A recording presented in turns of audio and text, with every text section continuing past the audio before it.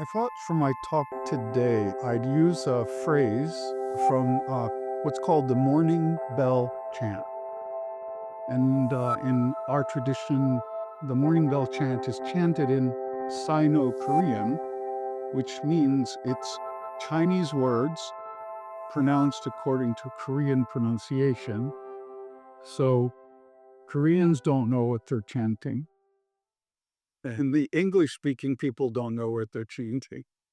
So it's very wonderful. If you were Chinese, you would recognize the writing, but the sound would make no sense. So that's kind of funny, yeah? But the Morning Bell chant has some beautiful poetry in it, and it makes a couple of teaching points, so I thought I'd riff on those. One paragraph is sitting in silence in a mountain temple in the quiet night. Extreme quiet and stillness are the original nature. Why does the western wind shake the forest, trees?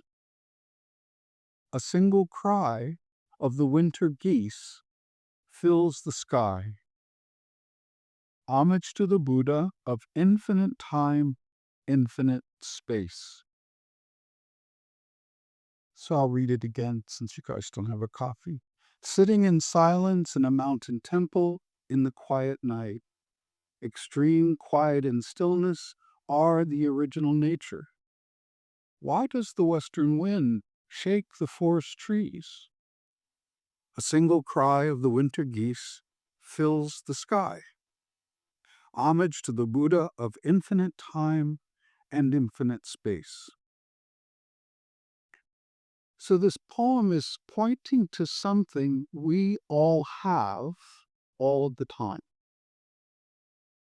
But we don't notice it because it's covered up by our feeling and our thinking and our attachment to name and form.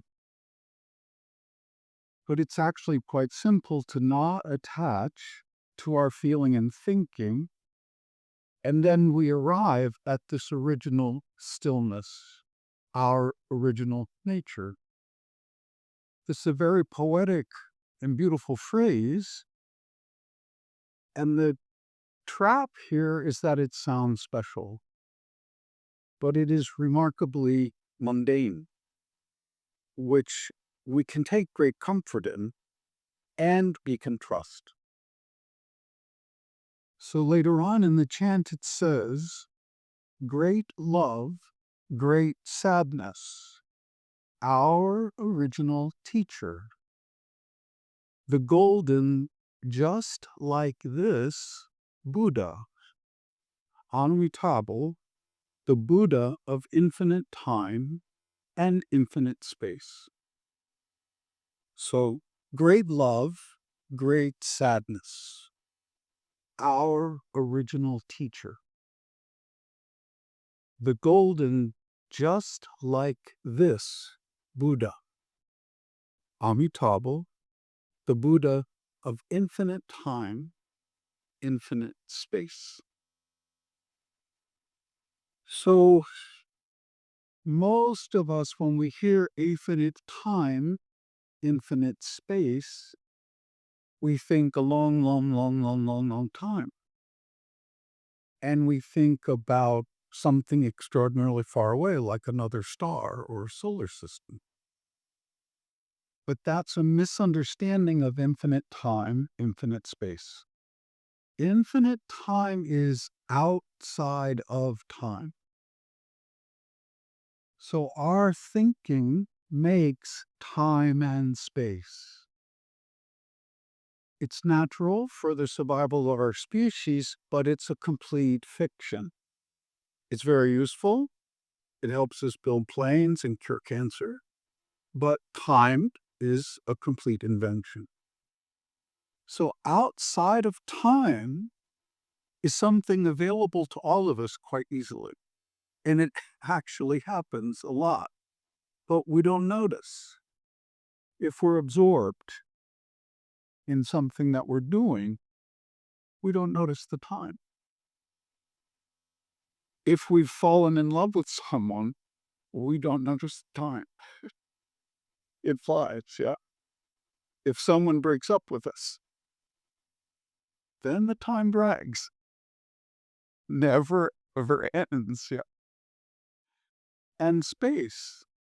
We think of space, and we feel if we think of it, then we're a little bit trapped. But if we're not thinking about it, we participate in the world without consideration of space. This is really clear in the modern world. We all went through these big fires, yeah? Great love, great sadness, Buddha. Every single one of us, when we experience these fires in whatever way, felt great sadness, great love immediately for total strangers. That took no cultivation. You didn't have to try to feel sad. It spontaneously appears because we're human beings. Cats and dogs didn't feel sad if they were in our house. Terrified if they were near the fire, then only survive, survive, survive. But human beings felt sad, and in some cases even survive right away. Then many of us add on to that initial response. Why is this happening to me? What is the cause of this? Are these people doing a good job? Are these people doing a bad job? So that becomes the story, that becomes our attachment to name and form. We've lost that original spontaneity of, ah, what a heartache. My heart is breaking. How can I help? It's that simple. If it becomes my heart is breaking, who do I blame? That's not so clear. If we say my heart is breaking, what is the cause of all this? The cause is unknowable, unfortunately. There's a part of our opposites thinking mind which wants to know a cause, wants to narrow down. But that doesn't reflect the nature of reality. It doesn't reflect the truth world we're always in. But we still spontaneously respond to the truth world we're in because we're all Buddhas. But we don't trust it. And because of our attachment to name and form, we get lost in our compassion and we won't know what to do. If we cut our attachment to thinking, then we have a chance to just be spontaneously help. We become clear, is how it's described in my tradition. Our true nature is clear and void like space, clear like a mirror. So when red comes, the mirror just reflects red. And when the red goes and white appears, the mirror just reflects white. So as a city on fire appears, the mirror just reflects the city on fire. Then everybody putting the fire out, the mirror just reflects everybody putting the fire out. If we attach to what the mirror is reflecting, then we've separated ourselves from the universe with our thinking. We're still not separate from the universe, but we imagine we are. And then we become confused, and we're not quite sure what to do. But if we just go back to this clear like a mirror and reflect, that's reflecting truth world. So first point, everything is the same substance. the sky, the fire, the tree, the dog, myself, the cup of water. All the same substance. It's organized in opposites, but it's composed of the same substance. My teacher would say, like animal properties. Some are shaped like a giraffe, some are shaped like an airplane, some are shaped like a donut. But they all taste the same. So we think a giraffe and an airplane and a donut are all different, but their essence is the same. To see that, we don't attach. As soon as we don't attach to the giraffe or the airplane or the donut, then, a giraffe appears, we just reflect giraffe. There's no separation between the giraffe and us. But if we make the idea of giraffe and the idea of I, my, me, now there's a separation. So substance, then truth. We're in a truth world. There's nothing you could show me that's not the truth. And nowadays, fake news is true. Funny, huh? We have a fire hose of data and information pouring on us. That's true. In many cases, it obscures the truth, but it's still true that that's our reality, that's our experience. If we attach to this fire hose of data, to this fire hose of name and form pouring on us, that attachment takes us immediately to confusion or to hell. It might also take us to heaven. Our Buddha nature follows us all around. We don't lose it. The people escaping from the fires, their Buddha nature is not affected, not destroyed, not touched. The people helping, their Buddha nature is not affected, not destroyed, not touched. The people angry about the fire and going on the news and complaining, also their Buddha nature not touched, not affected. It is indestructible. It is our substance. So, as the poem says, one by one, each thing has it. One by one, each thing is complete. So, people escaping the fire, putting things in their car, being afraid, that's complete. That's true. That's their truth. And in that truth, they have a function. And the function arises spontaneously from the situation. So the firemen, same thing. Firewomen, the same thing. Here's the situation. Here's their relationship. And then their function. And maybe we're not trained emergency responders, but maybe we make a donation, or maybe we call up a friend, or maybe we let a family member stay at our house. Whatever our situation, relationship, then function arises out of that spontaneously. And the poem is pointing to that, sitting in silence in a mountain temple in the quiet night. Well, that's also sitting in the noisy city with half of it on fire. That's also the truth. So we see the truth, then our function appears. If I'm attached to my opinion, my idea, or my feeling, then I no longer see clearly, hear clearly, taste clearly, touch clearly, or think clearly.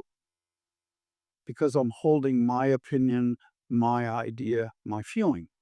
But if I let go or put down my opinion, my idea, my thinking, then we see the truth clearly. Then we are cleared.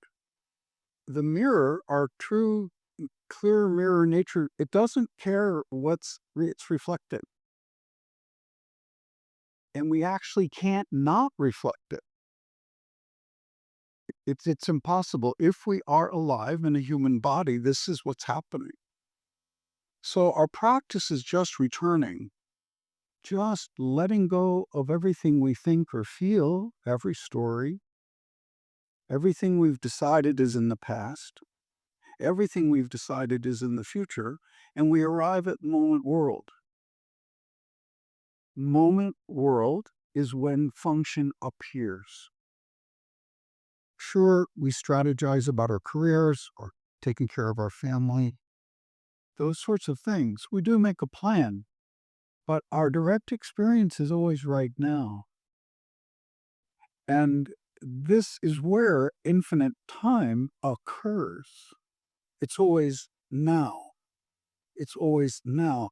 And the more we're able to just focus on now, we are outside of the framework of time. We are outside of the framework of space. Then we can use time and use space skillfully. And from a Zen practicing point of view, bless you, if something difficult comes along, we use difficult to help people. If something wonderful comes along, we use wonderful to help people. If something kind of neutral comes along, we use something neutral just to help people. We don't check what the situation we're in is like. We try not to. I certainly check the situation I'm in because I don't always like what's happening for reasonable reasons. Some close friend I've known for many years, a few years ago said, "Oh, kidney function's not so good, not so good, but feeling okay for now." Then a few weeks ago, "Oh, kidney function's failing, so time to start dialysis." And I'm going to the Trader Joe's and feeling worse and worse and worse. I'm crossing the street and going, "Why do you feel so bad?"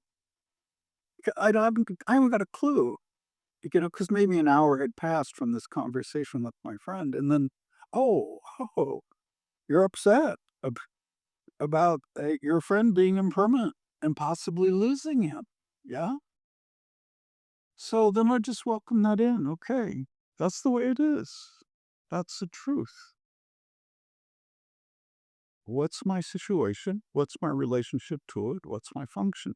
As soon as I stop not noticing the sadness, as soon as I stop noticing my lightning fast mind going into a future that doesn't exist and predicting my friend's lifespan, and as soon as I stop going into the past about how important this friend was to me and all these things that we've saved, as soon as I just got to crossing the street and being sad, everything got normal.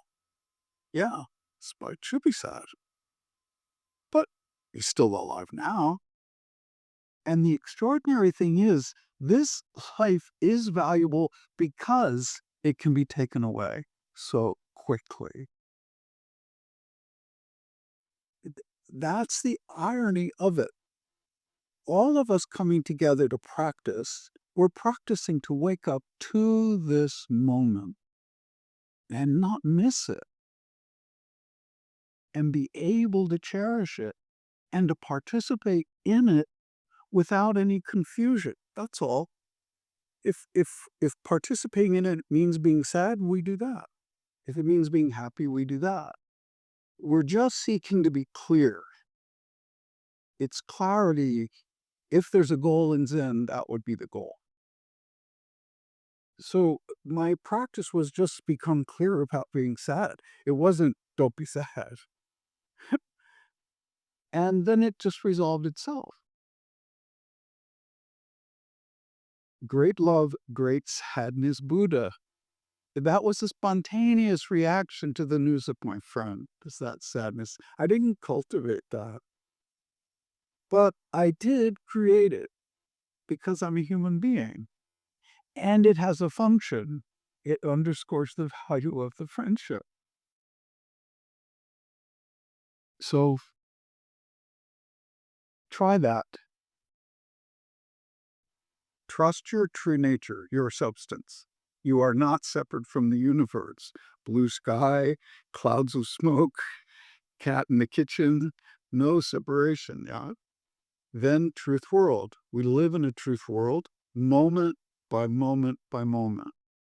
Because the beginning of this talk is gone. None of us can get it back. It's impossible. Yeah? We just have a moment to participate in. Trust that. Then this great sadness, great Buddha nature that love, Buddha nature that we have leads to our bodhisattva action. Bodhi is awake, sattva is person.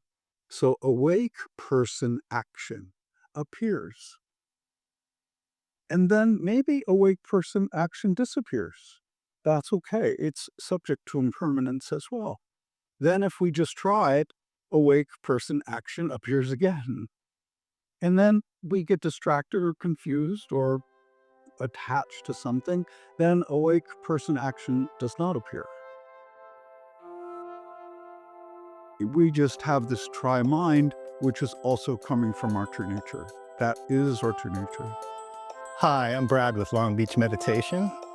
Your gracious generosity makes this programming possible. If you found this video to be of value, please consider making a donation here. If you'd like to watch more videos like this, click here. And if you want to stay up to date with Long Beach Meditation, click here to subscribe. Thank you.